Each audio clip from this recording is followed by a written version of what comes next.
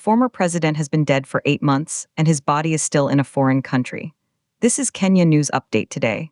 Coming up, you'll discover why a bitter political feud is keeping a leader from his final rest and what this means for democracy across Africa.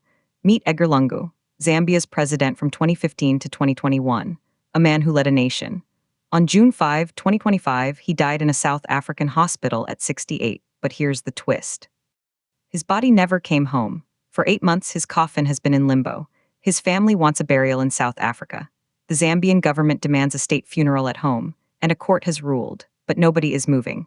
This is the story of a funeral that became a political war. Meet the key players. On one side, Lungu's grieving family. They cite his final wishes that his political rival, current President Hakainde Hichilema, should not attend his funeral. This feud defined his final years. On the other side, the Zambian state. They say Lungu is entitled to a national funeral. The law is clear.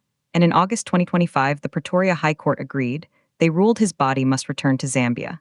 The judges said Lungu was only in South Africa for medical treatment. Zambian law applies. The court even denied the family leave to appeal, saying there was no reasonable prospect of success. Legally, the path is clear. But physically, the body stays put. And then something shocking happened. The state funeral was canceled, not once but twice. Disagreements over every detail. The family's silence is now fueling wild speculation across Zambia. Rumors are spreading because of poor communication and this agonizing delay. Here's the part that will blow your mind. The courts have said the national interest outweighs the family's preference. A former head of state belongs to the nation, not just his relatives. But so far, there has been no official repatriation. The family is reportedly trying South Africa's Supreme Court of Appeal, a last-ditch legal effort. 8 months of legal battles, 8 months of political tension, 8 months of a nation waiting to say goodbye. This case sets a dangerous precedent. What happens when a leader's death becomes a tool for political score settling? Some say the family's wishes are sacred. Others say the law and national tradition must prevail. The key question remains unanswered.